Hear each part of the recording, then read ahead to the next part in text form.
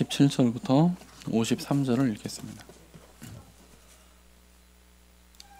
같이 읽겠습니다. 누가복음 22장 47절부터 53절 시작. 예수께서 아직 말씀하고 계실 때에 한 무리가 나타났다. 열둘 가운데 하나. 그는 예수께 입을 맞추려고 가까이 왔다. 예수께서 그에게 말씀하셨다. 유다야, 너는 입맞춤으로 인자를 넘겨주려고 하느냐? 예수의 둘레에 있는 사람들이 사태를 보고서 말하였다. 주님, 우리가 칼을 쓸까요? 그 가운데 한 사람이 대제사장의 종의 오른쪽 귀를 쳐서 떨어뜨렸다. 예수께서 말씀하시기를 그만해 두어라 하시고 그 사람의 귀를 만져서 고쳐주셨다.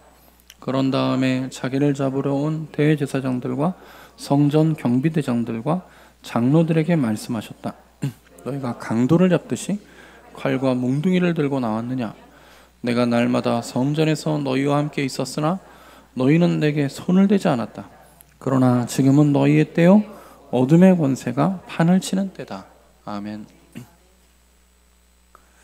우리는 오늘부터 누가복음의 마지막 결론부인 그리스도의 순환과 죽음을 기록하고 있는 말씀들을 함께 묵상하고자 합니다. 모든 복음서의 결론은 예수님의 죽음과 부활입니다. 누가복음도 마찬가지입니다. 복음서의 저자들은 결국에 우리에게 하고 싶은 말이 예수님의 행적에 대해서 처음부터 소개를 했지만 이 모든 일을 행하셨던 분이 이렇게 십자가에 죽으시고 부활하셨다 하는 메시지를 우리에게 증거하고 있습니다. 오늘 우리가 나눌 말씀은 예수님께서 잡히시던 날, 곧 목요일 밤 자정 이후 금요일의 새벽 동이 트기 전에 깊은 밤에 있었던 일들에 대해서 기록하고 있습니다. 예수님의 순환은 우리가 방금 읽은 이 겟세마네 동산에서 가룟 유다의 배신에서부터 시작이 되죠. 가룟 유다는 예수님과 가장 가까운 제자들 중에 하나였고 주님께서 친히 사도라 임명하시며 새로운 신앙 공동체 안에서 권위를 부여하신 자였습니다. 여기서 우리가 잊지 말아야 할 메시지를 발견할 수 있습니다. 우선 우리는 직분의 가치를 존중하되 직분 자체를 의지해서는 안 됩니다. 가룟 유다는 사도였습니다. 그러나 그 사도가 예수님을 배반하고 팔아넘겼어요. 이는 그러므로 우리가 직분을 의지하는 것은 굉장히 어리석은 일이고 성경에서 경계하고 있는 잘못된 신앙 태조 중에 아주 대표적인 겁니다.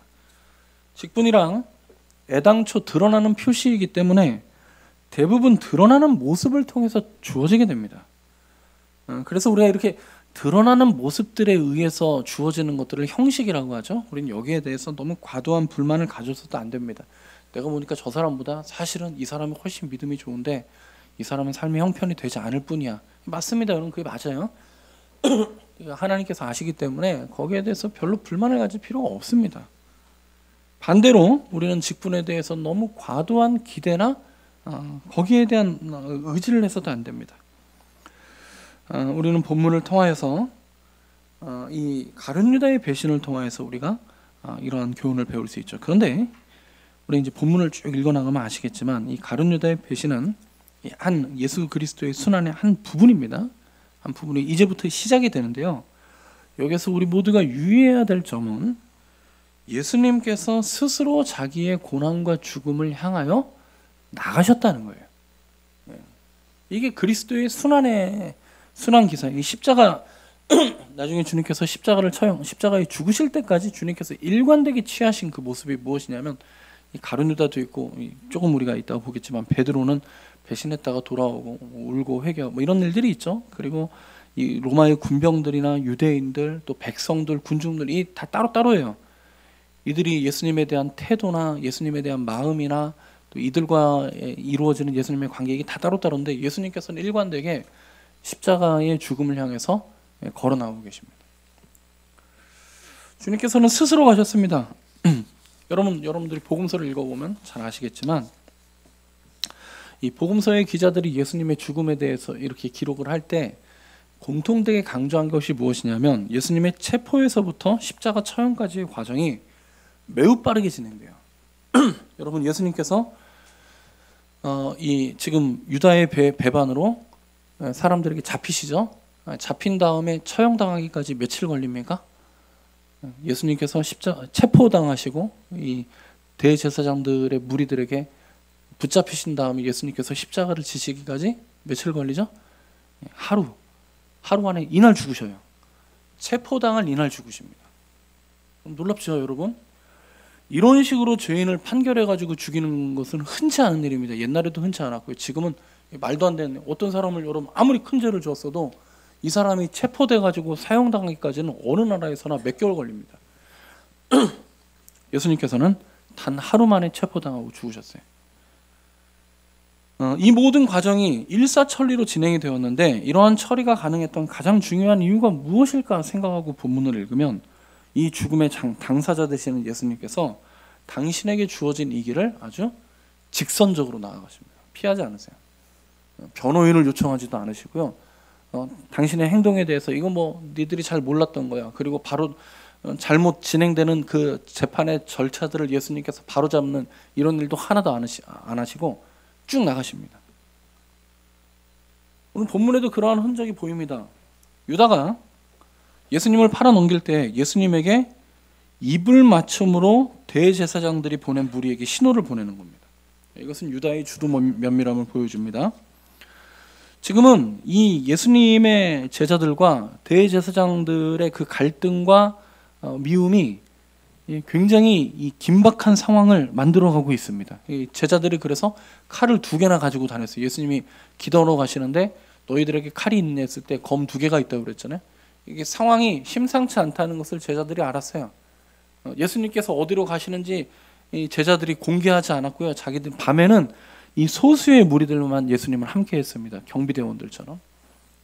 그렇기 때문에 유다가 다른 대제사장의 패거리들과 함께 예수님을 잡으려고 오는데, 이런 무슨 이 무리들, 검과 몽둥이를 든 무리들이 예수님에게 달려들면은 제자들이 가만히 있지 않고 혼란한 틈을 타서 예수님이 도망갈 수 있으니까 가장 먼저 유다가 예수님에게로 오죠. 그리고 그 뒤에 이 무리들이 유다의 뒤에 조용히 따라오는 거죠. 그리고 유다가 예수님을 놓칠 수 있으니까 가장 가까이 예수님에게 갈 수 있는 방법을 고안합니다. 그것이 예수님에게 입맞춤을 하는 것이죠. 인사하는 것이죠. 아주 친근감을 표시하는 거죠. 그래서 이 예수님, 이 유다를 따라왔던 사람들이 이 어두컴컴한 때 예수님을 놓치지 않기 위해서 예수님이 누군지 가장 가까이 가서 가장 확실하고도 조용한 표시를 하는 방식으로 예수님의 대적자들과 유다가 약속을 한 것입니다. 내가 입맞춤하는 그를 잡아라. 다른 사람 놓쳐도 돼.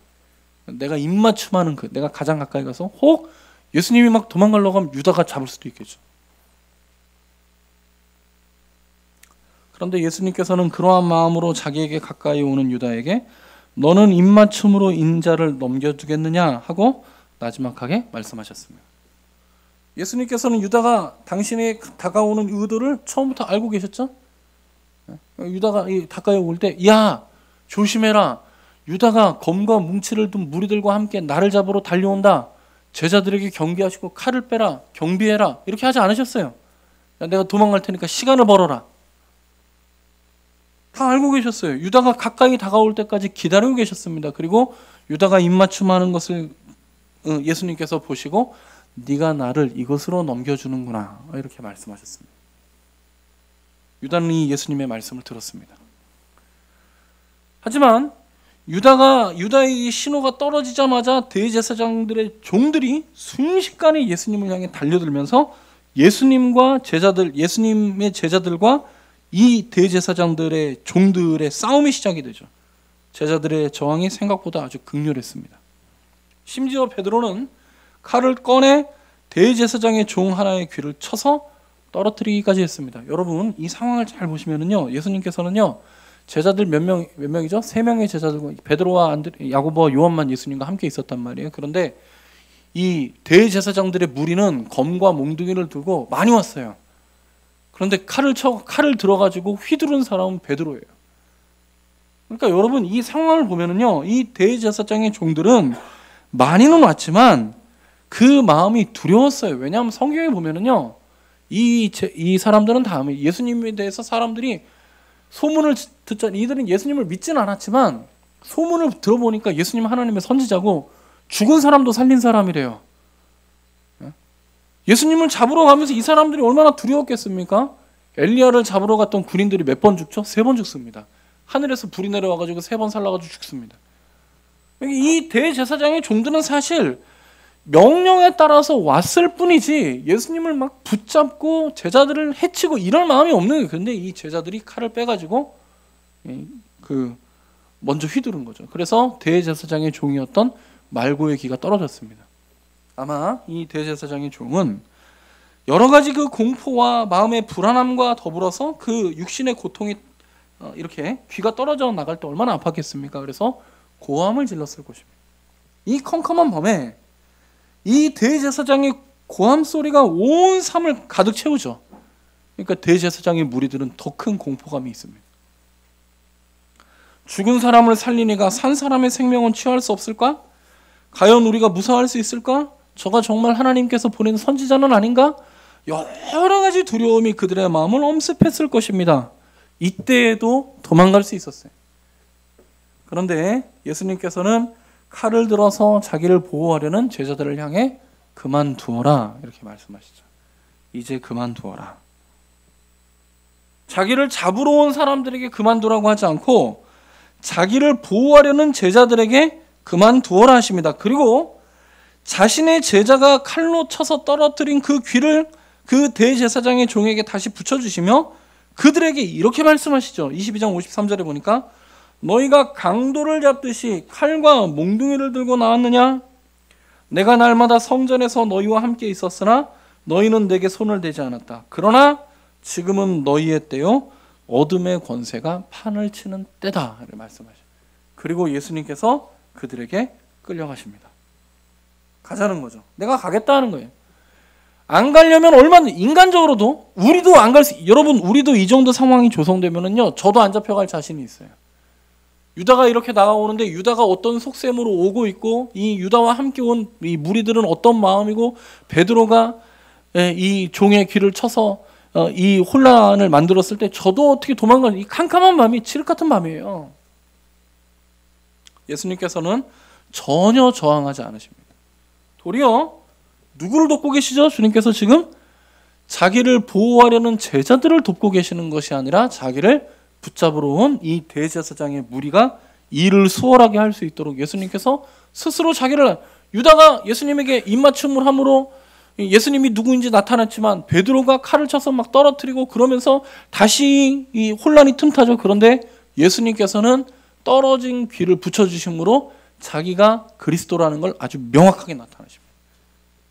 나를 잡아가라. 말씀도 하시죠. 너희는 내가 여태까지 날마다 성전에서 너희와 함께 있었으나 너희는 내게 손을 대지 않았다. 그러나 지금은 너희의 때요 어둠의 권세가 판을 치는 때다. 예수님께서 자기를 완전히 드러내셔요.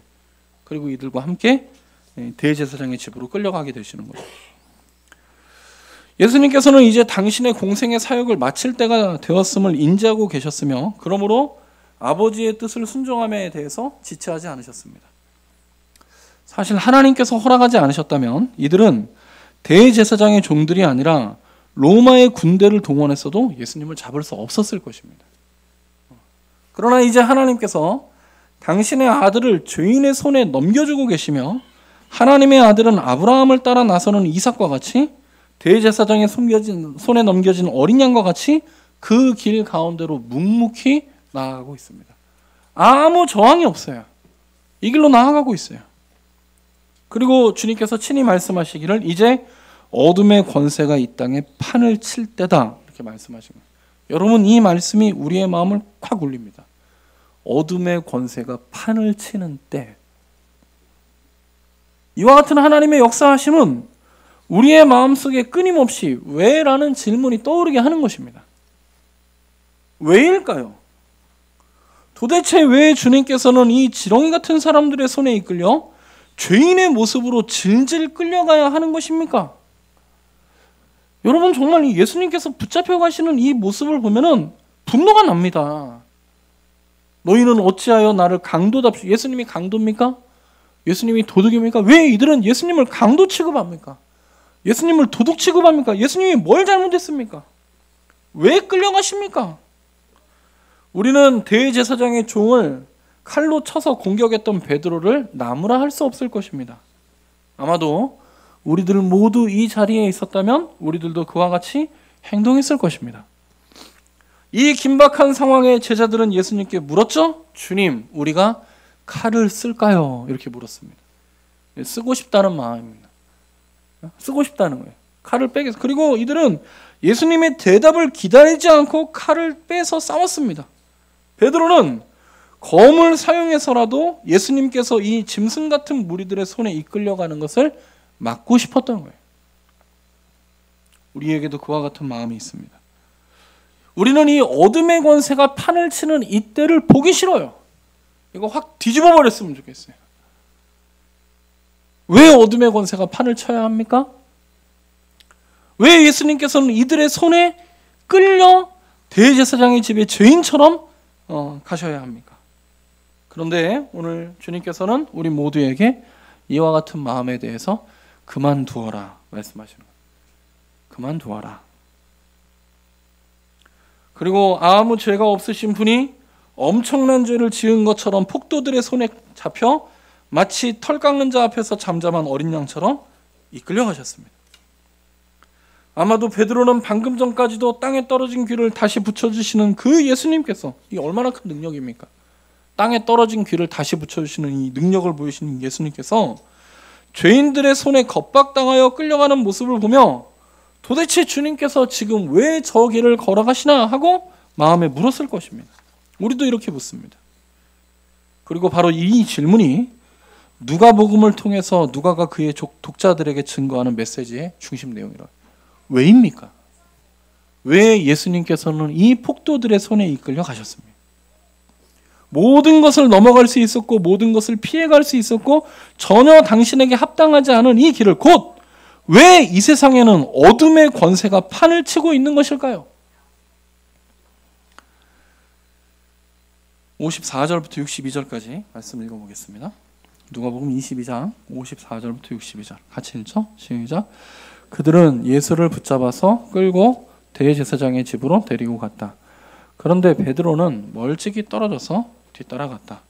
사람들이 뜰 한가운데 불을 피워놓고 둘러앉아 있는데 베드로도 그들 가운데 끼어 앉아 있었다. 그때 한 하녀가 베드로가 불을 안고 앉아 있는 것을 보고 그를 빤히 노려보고 말하였다. 이 사람도 그와 함께 있었어요.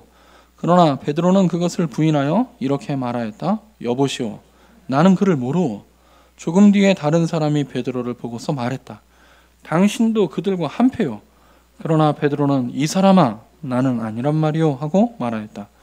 그리고 1시간쯤 지났을 때 또 다른 사람이 강경하게 주장하였다. 틀림없이 이 사람도 그와 함께 있었어? 이 사람은 갈릴리 사람이라니까요?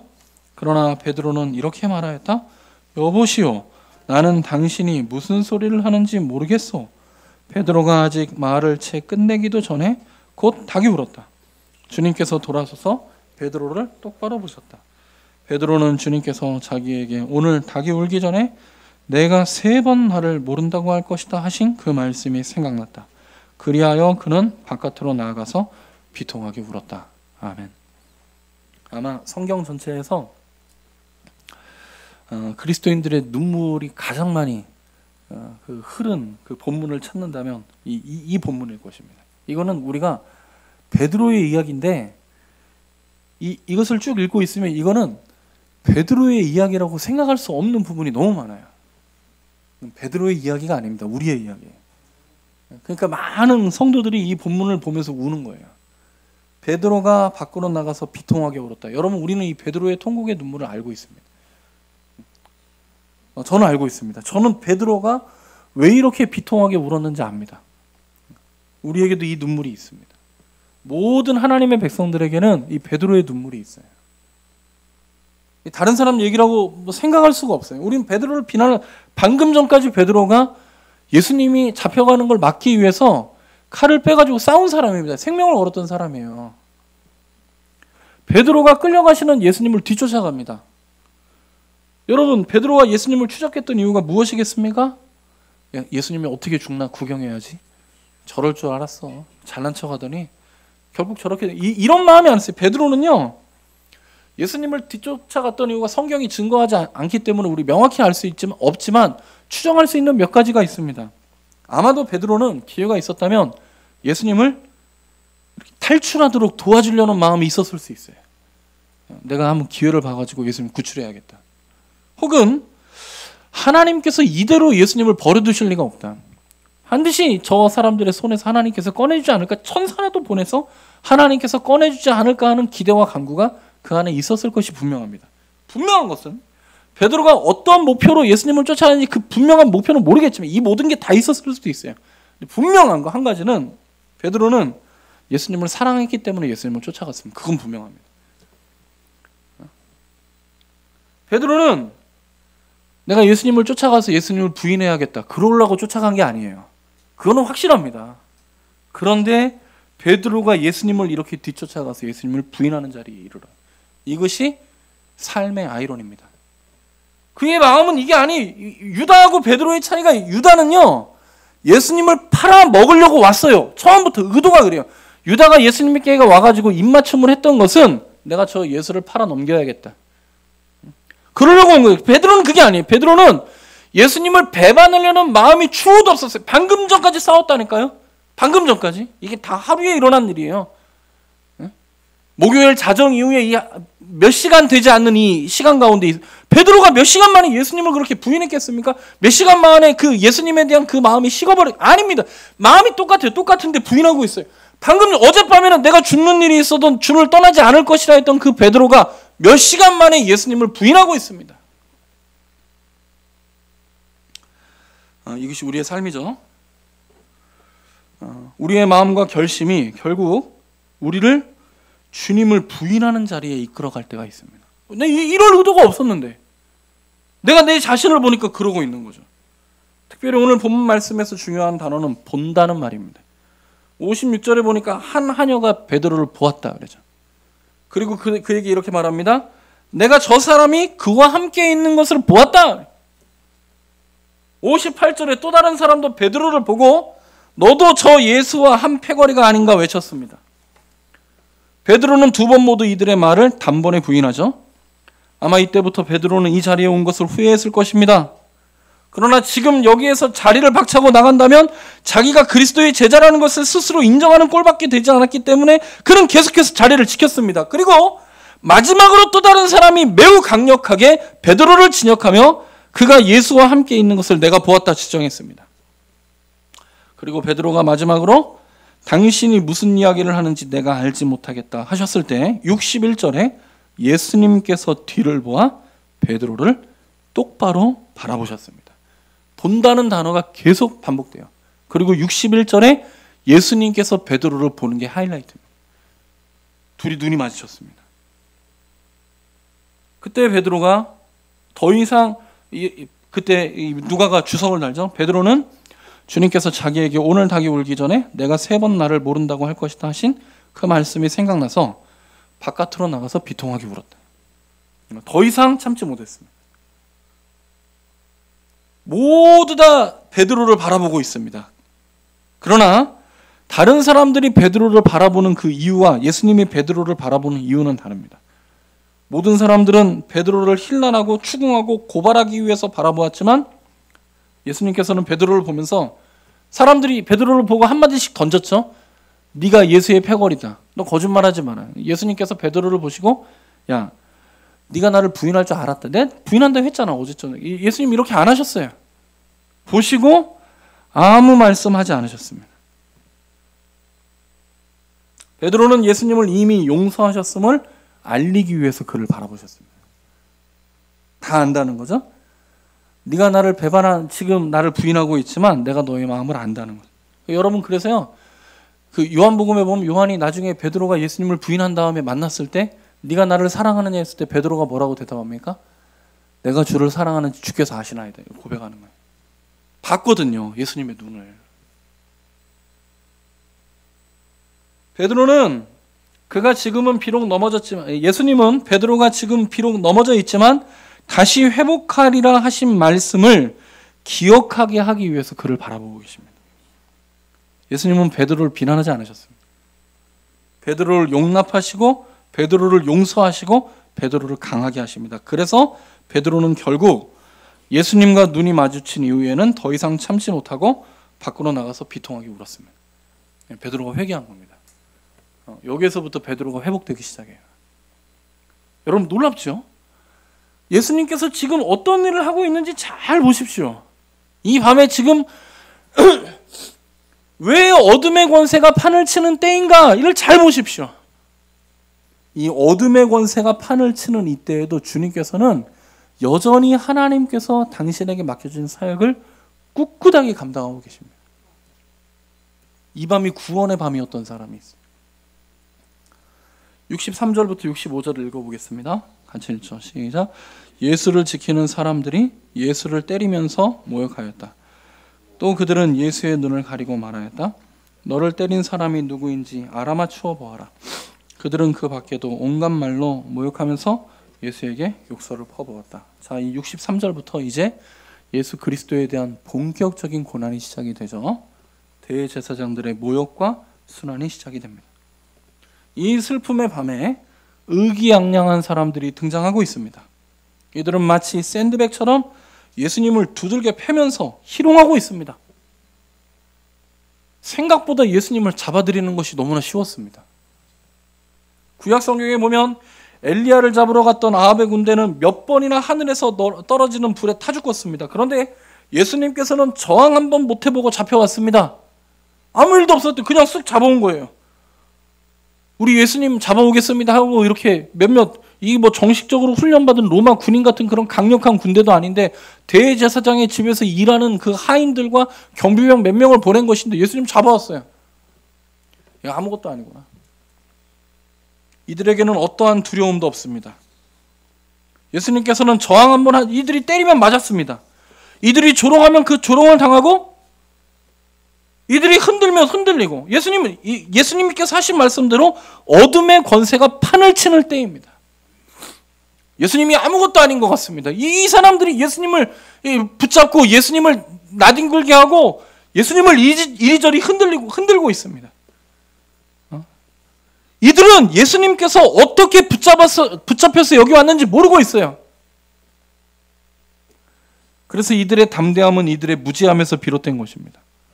자, 사랑하는 여러분, 오늘 우리가 말씀을 이렇게 오늘 본문이 65절까지 우리가 상고했는데요.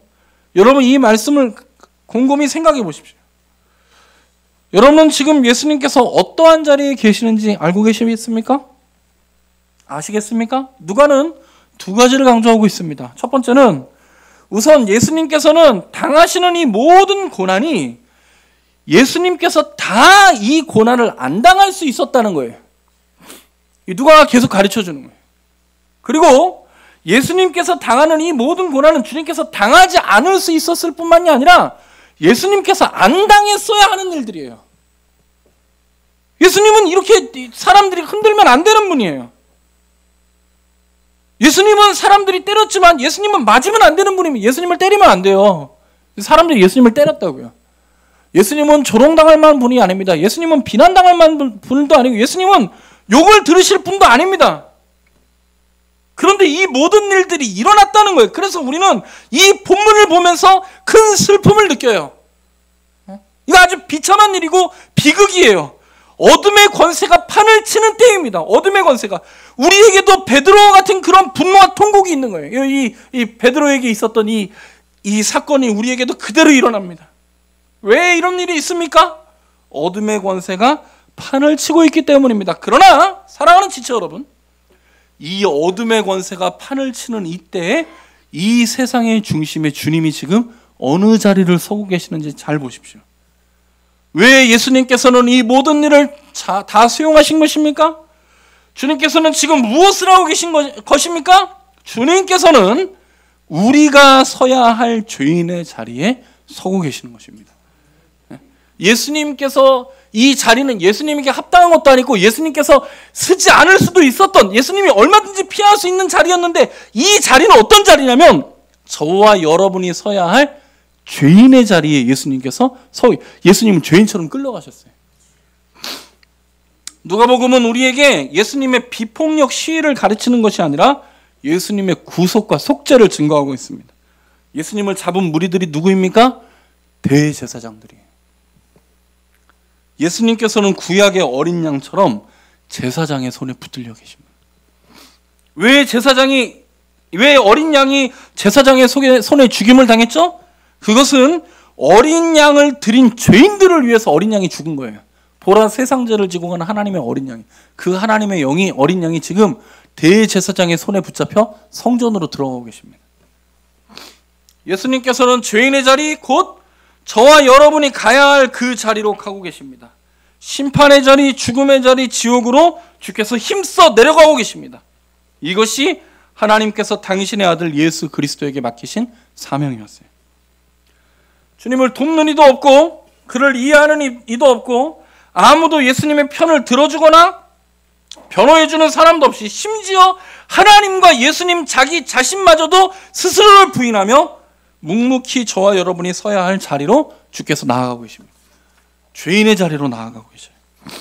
흠없는 어린 양이 제단에 드려지는 것처럼 예수님께서는 체포를 당할 뿐이 아니시나 붙잡히셨고, 그분은 조롱당할 뿐이 아니시나 조롱을 당하셨고, 매를 맞아야 할 뿐이 아닌데 매를 맞으셨고, 가장 존귀하고 영광스러운 분이시나 수치와 능욕을 받으셨습니다. 그리고 그렇게 하심으로 하나님에 대한 우리의 죄와 죄인에 대한 하나님의 거룩한 진노를 보이셨어요. 예수님께서는 이 사역을 통하여 하나님 앞에 온전한 순종을 드리시는데 당신의 모든 삶을 다 헌신하셨습니다. 여러분, 악의 권세가 판을 치고 있습니다. 진짜로 그렇습니다. 그래서 의인은 고난을 당합니다. 그러나 하나님께서는 이 악의 권세가 판을 치는 이 세상에서, 이 세상의 한가운데서 무엇을 이루시죠? 저와 여러분을 위한 구속을 이루셨습니다. 이것이 성경의 증거입니다. 악의 권세가 판을 치고 있지만 그 악을 통하여 하나님께서 결국 선을 이루십니다. 온 세상을 휘감은 이 악한 사단마귀가 온 세상을 휘어잡아서 이 온 세상을 주관하고 있는 것 같지만, 악한 마귀가 주관하고 있는 이 세상에서도 하나님께서는 당신의 구속의 역사를 이루십니다. 오늘 사랑하는 주의 백성들에게도 이와 같은 삶의 역사가 있을 줄 믿습니다. 악의 권세가 판을 치고 있죠. 정말 우리가 주님을 향한 이 우리의 마음과 믿음이 회방당하고 조롱당할 때가 있죠. 여러분, 그러나 두려워하지 마십시오.